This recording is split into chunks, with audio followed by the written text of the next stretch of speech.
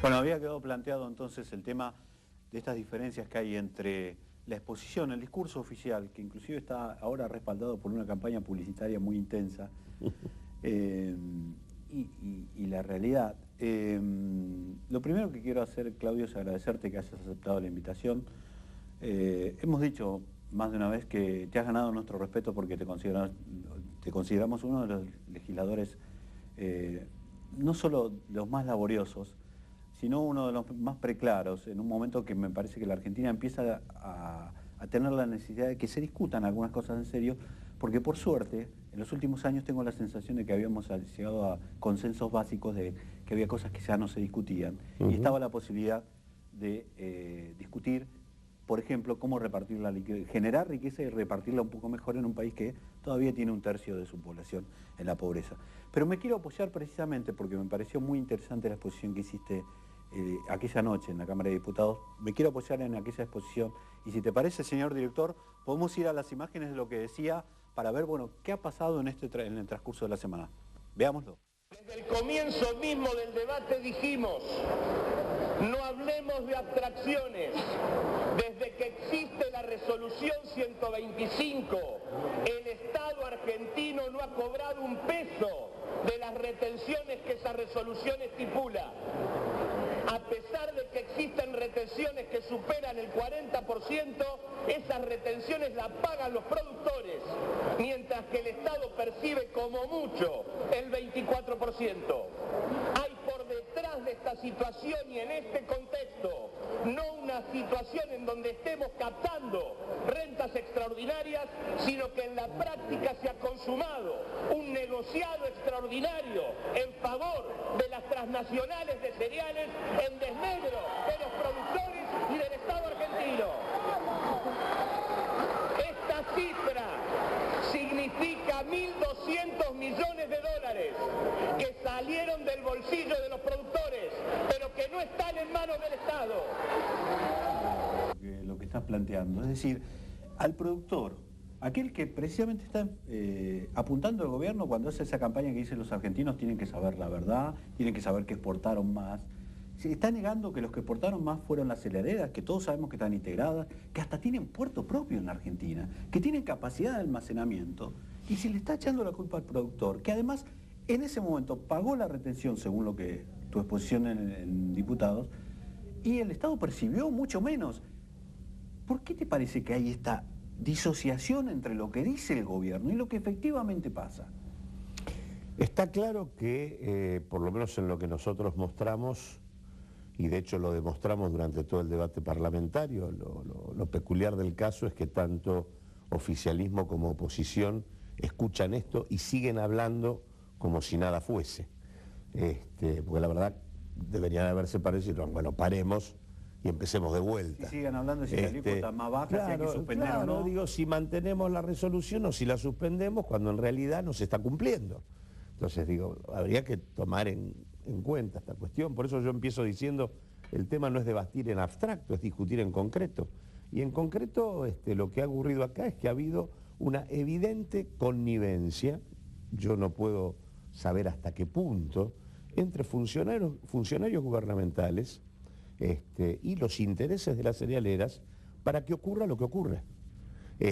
Acá hubo, cuando todavía las retenciones estaban en el 27,5% para la soja y que el 9 de noviembre se cambiaron a 35%, antes de esto, esa información se filtró y el secretario de Agricultura y Ganadería no hizo lo que corresponde hacer, que es cerrar el registro de exportadores. Esto permitió que las cerealeras declararan casi la mitad de la cosecha como embarques futuros, la declararon antes del cambio. La cosecha que inclusive no habían levantado todavía. Cosecha que no habían comprado, ni que se había levantado.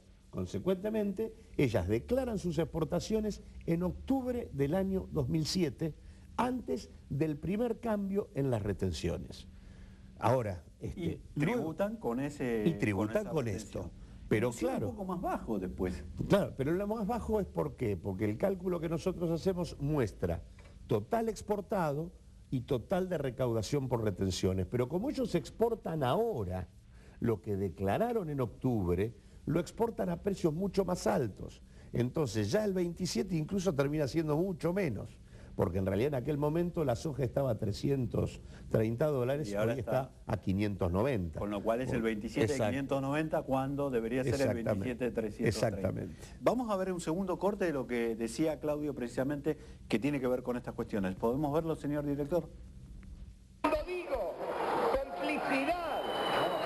Cuando digo complicidad lo digo porque esto se pudo hacer, porque hubo funcionarios gubernamentales que no cerraron el registro de exportaciones en el momento en que debieron cerrarlo, porque también cuando en esta Cámara de Diputados elaboramos una ley para que esto no siguiera ocurriendo, hubo un senador oficialista, Urquía, que limitó la capacidad y potencialidad de esa ley. Y porque además el instrumento que teníamos demoraron 5 meses en reglamentarlo.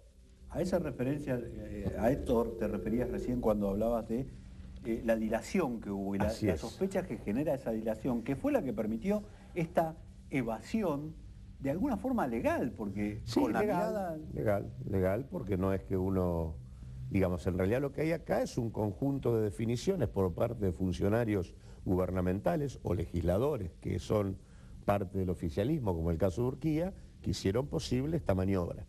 Con el agregado de que además Urquía es de una de las empresas importantes, la aceitera más importante. Claro, casualmente entre las 22 empresas que nosotros registramos se llevan la mayor parte de estos 1.200 millones de dólares, Aceitera General Dehesa es una de las más importantes. Es más, luego de esta denuncia, que fue, como hemos dicho, reconocida en el Parlamento por la propia Bolsa de Cereales, por las propias cámaras exportadoras, que fue reconocida incluso por la ONCA, cuando vino a exponer, la ONCA presenta un listado de empresas y lo que yo también denuncio... Aclaremos al televidente que la ONCA es el organismo que está a cargo de las compensaciones. Exactamente. Ese organismo reconoce que efectivamente las cerealeras pagaron menos.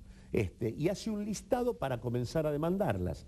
Las demanda por 650 millones, no por 1.200, que es lo que yo estoy diciendo. Ahora, cuando hice la comparación, en ese listado no estaban las que más se habían llevado. No estaba Aceitera General Dehesa, no estaba Cargill, no estaba Dreyfus, no estaban las principales aceiteras, no estaba ninguna. En el próximo bloque, Claudio, si te parece, vamos a repasar algunos números más de esta denuncia y estas diferencias que aparecen entre lo que ahora dice que va a reclamar el gobierno, que son 600 millones, es la mitad de lo que estás denunciando. Y además tu pedido, el que hiciste y que elevaste ya esa noche, de hacer una comisión para investigar estas cuestiones, una comisión parlamentaria para ver, bueno, qué respuesta tiene. Pero eso en el próximo bloque.